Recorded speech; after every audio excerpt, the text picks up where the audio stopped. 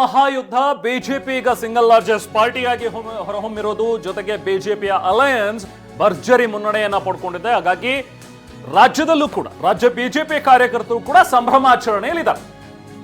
ಬೆಂಗಳೂರಿನ ಮಲ್ಲೇಶ್ವರಂನಲ್ಲಿರುವಂತಹ ಬಿಜೆಪಿ ರಾಜ್ಯ ಕಚೇರಿ, ಇಲ್ಲೆಲ್ಲರೂ ಕೂಡ ಕಾರ್ಯಕರ್ತರು ಜಮಾಯಿಸಿದ್ದಾರೆ. ಮುಂಬೈಯಲ್ಲಿ 30 ವರ್ಷಗಳ ಬಳಿಕ ಬಿಜೆಪಿ ಅಲ್ಲಿ ಅಧಿಕಾರದ ಗದ್ದುಗೆಯನ್ನ ಹಿಡಿತಾ ಇದೆ. ಮೇಯರ್ ಬಿಜೆಪಿಯಿಂದ ಆಗ್ತಾರೆ ಅನ್ನುವಂತಹ ಒಂದು ಖುಷಿ ಈಗ ಬಿಜೆಪಿ ಕಾರ್ಯಕರ್ತರಲ್ಲಿದೆ.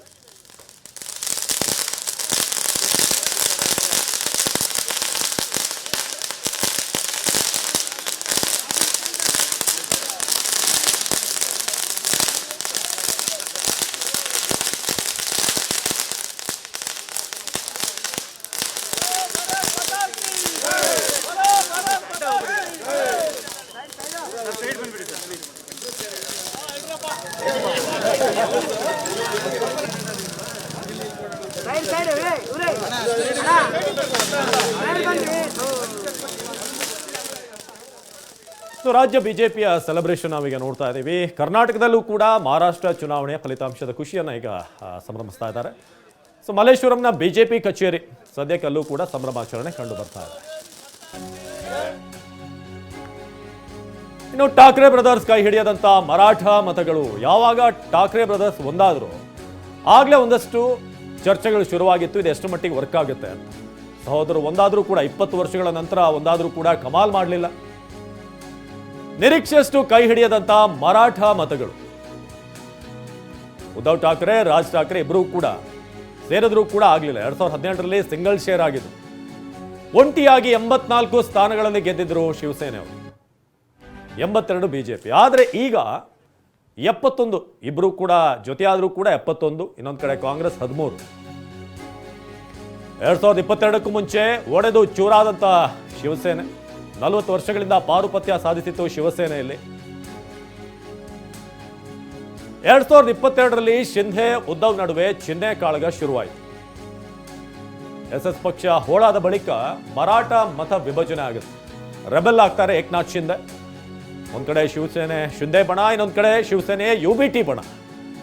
ಉದ್ಧವ್, ರಾಜ್, ಶಿಂಧೆ ಹೀಗೆ 3 ಚೂರಾಗುತ್ತೆ ಅವರ ಪಕ್ಷ.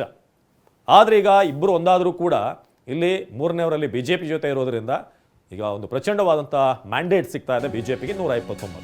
ಎಸ್, ಅಫ್ಕೋರ್ಸ್ ಅವಿನಾಶ್, ನೋಡಿ, ಶಿಂಧೆಯನ್ನ ಬಗ್ಗು ಬಡಿಯೋದಕ್ಕೆ ಠಾಕ್ರೆ ಒಂದು ಒಗ್ಗಟ್ಟಿನ ಮಂತ್ರ ಜಪಿಸಿದ್ರು.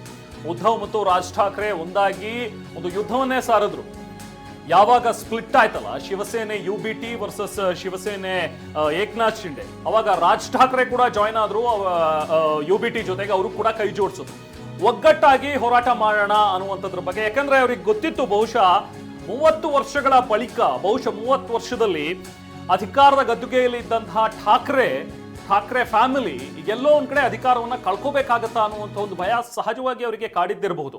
ಸೊ ಹಾಗಾಗಿ ಮತ್ತೆ ಅವರು ಒಗ್ಗಟ್ಟಾಗಿ ಹೋಗೋಣ ಅನ್ನುವಂಥದ್ದನ್ನ ಮಾಡಿದ್ರು ಕೂಡ ಅದು ಫಲ ನೀಡಿಲ್ಲ. ಬಟ್ ನೋಡಿ, ಶಿವಸೇನೆ ಒಂದಾಗಿದ್ದಿದ್ರೆ UBT ಪ್ಲಸ್ SS ಎರಡೂ ಕೂಡ ಗಮನಿಸಿದ್ರೆ ನಾವು 100 ಕ್ರಾಸ್ ಆಗಿದ್ದಾರೆ ಅವರು ಕೂಡ. ಅಂದ್ರೆ ಈ ಒಂದು ಚುನಾವಣೆಯಲ್ಲಿ ಅವರು ಒಗ್ಗಟ್ಟಾಗಿದ್ದಿದ್ರೆ ಬಹುಶಃ ಮತ್ತೊಮ್ಮೆ ಅಧಿಕಾರ ಶಿವಸೇನೆಗೆ ಇರ್ತಾ ಇತ್ತು. ಬಟ್ ಸ್ಪ್ಲಿಟ್ ಆಗಿ ಶಿವಸೇನೆ ಯಾವಾಗ ಬಿಜೆಪಿಗೆ ಸಪೋರ್ಟ್ ಮಾಡ್ತು, ಒಂದ್ ಕಡೆ ಬಿಜೆಪಿಯು ಕೂಡ ಗೇನ್ ಆಯ್ತು, ಜೊತೆಗೆ ಶಿವಸೇನೆಯ ಏಕನಾಥ್ ಶಿಂಧೆ ಅವರ ಬಣ ಕೂಡ 31 ಪರ್ಫಾರ್ಮೆನ್ಸ್ ಅವ್ರದ್ದು ಕೂಡ ಇಂಪ್ರೂವ್ ಆಯ್ತು. ಮರಬ್ಕಲ್ ಅವರೇ, ಈಗ ನಾವು ಒಂದು ವಿಚಾರವನ್ನು ಹೇಳಬೇಕು. ಇಲ್ಲಿ ಏನು ಶಿವಸೇನೆಯ ಉದ್ಧವ್ ಠಾಕ್ರೆ ಬಣ ಮತ್ತು ರಾಜ್ ಒಂದಾದ್ರು ಒಂಥರ ಲೇಟ್ ರಿಯಲೈಸೇಷನ್ ಆಯ್ತಾ? ಯಾವಾಗ ಕಾಂಗ್ರೆಸ್ ಜೊತೆ ಅವ್ರು ಕೈ ಜೋಡಿಸಿದ್ರು ಐಡಿಯಾಲಜಿಯ ಪ್ರಶ್ನೆ ಬರುತ್ತೆ. ಶಿವಸೇನೆ ಕಟ್ಟರ್ ಹಿಂದುತ್ವವನ್ನ ಪಾಲಿಸ್ಕೊಂಡು ಬಂದಂತ ಪಾರ್ಟಿ. ಆದ್ರೆ ಕೊನೆಯದಾಗಾದಂಥ ವಿಚಾರ ಅಂದ್ರೆ ಬಾಳಾ ಸಾಹೇಬ್ ಠಾಕ್ರೆ ಅವರ ನಿಧನದ ನಂತರ ಆದಂತಹ ವಿಚಾರಗಳು. ಸೊ ಇದೆಲ್ಲವೂ ಕೂಡ ಲೇಟ್ ರಿಯಲೈಸೇಷನ್ ಆಯ್ತಾ? ಕಾಂಗ್ರೆಸ್ ಅನ್ನ ದೂರ ಇಟ್ಟು ನಾವು ಈ ಬಾರಿ ಈ BMC ಎಲೆಕ್ಷನ್ ಅನ್ನ ಫೇಸ್ ಮಾಡ್ತೀವಿ ಅನ್ನೋದು.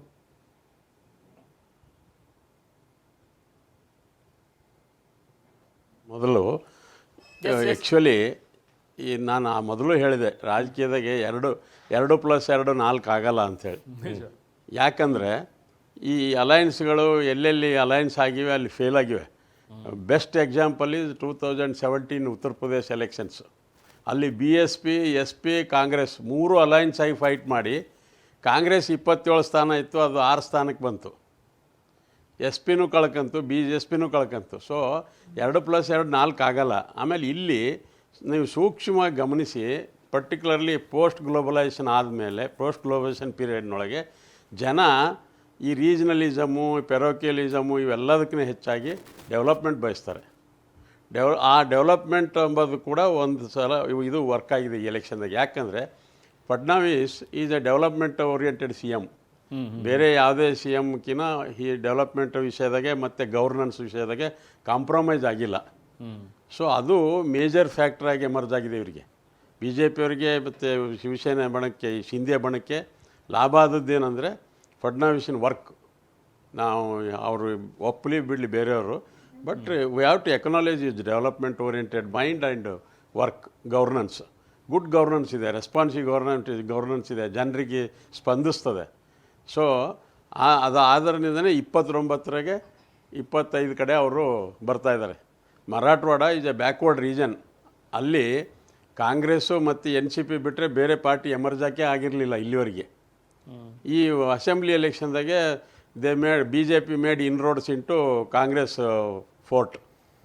ಸೊ ಈಗಲೂ ಕೂಡ ಈ ಎಲೆಕ್ಷನ್ದಾಗೆ ಕನ್ಸಾಲ್ಡೇಟ್ ಮಾಡ್ಕೊಂಡಿದ್ದಾರೆ BJP ಅವರು. ನಾವು ಅವರು ಒಂದಾದ್ರೇನು ಒಂದು ಸಲಾಗಿ ಓಟ್ ಹೋದ್ವೇನೋ, ಬೇರೆ ಸಲಾಗಿ ಓಟ್ ಹೋದ್ವೇನೋ ಇಲ್ಲ. ಆಮೇಲೆ ಶಿವಸೇನೆ ಸ್ಟ್ರಾಂಗ್ ಹೋಲ್ಡ್ ಇರೋದು ಕೋಸ್ಟಲ್ ಬೆಲ್ಟು ಮತ್ತು ಬಾಂಬೆ, ಸ್ವಲ್ಪ ಮರಾಠವಾಡ ರೀಜನ್ದಾಗೆ. ಇನ್ನೂ ಡೀಪ್ ಹೋಗ್ಬೇಕಂದ್ರೆ ಎಲೆಕ್ಷನ್ ಅಸೆಂಬ್ಲಿ ಎಲೆಕ್ಷನ್ಕಿಂತ ಮೊದಲು ಆಮೇಲೆ ಫಡ್ನವೀಸ್ ಅವರು ಕೆಲವು ಬ್ಯಾಕ್ವರ್ಡ್ ಕ್ಲಾಸಸ್ಗೆ ರಿಸರ್ವೇಷನ್ ಕೊಟ್ಟರು. ಉದಾಹರಣೆಗೆ ಅಲ್ಲಿ ಮಹಾರಾಷ್ಟ್ರದಾಗೆ ಧನ್ಗರ್ ಅಂತ ಒಂದು ಕಮ್ಯುನಿಟಿ ಇದೆ, ಅದು ಮರಾಠದ್ದು ಒಂದು ಸಬ್ ಗ್ರೂಪ್. ಧನ್ಗರ್ ಅಂದರೆ ಅದು ನಮ್ಮ ಕಡೆ ಇಲ್ಲಿ ಕುರುಬರಿಗೆ ಅಲ್ಲಿ ಧನ್ಗರ್ ಅಂತಾರೆ. ಅವರಿಗೆ ರಿಸರ್ವೇಷನ್ ಕೊಟ್ಟರು. ರಿಸರ್ವೇಷನ್ ಕೊಟ್ಟದ್ದು ಮೇಜರ್ ಇಂಪ್ಯಾಕ್ಟ್ ಆಯಿತು ಅಸೆಂಬ್ಲಿ ಎಲೆಕ್ಷನ್ದೊಳಗೆ. ಸೊ ಆ ವೋಟ್ರುಗಳೆಲ್ಲ ಅವರು ಕನ್ಸಾಲ್ಟೇಷನ್ ಕಡೆನೇ ಹೆಚ್ಚು ಗಮನ ಕೊಟ್ಟರು ಫಡ್ನವೀಸ್ ಅವರು. ಯಾವಾಗ ಅಲೈನ್ಸ್ ಗೌರ್ಮೆಂಟ್ ಇತ್ತು, ಶಿಂದೆ CM ಇದ್ದರು, ಅವಾಗಿನಿಂದ ಅವ್ರು ವರ್ಕ್ ಮಾಡ್ಕೊಂಡು ಬಂದು ಈಗ ಅದ್ರ ರಿಸಲ್ಟ್ಸು ಅವ್ರಿಗೆ ಕಾಣ್ತಾ ಇದ್ದಾವೆ.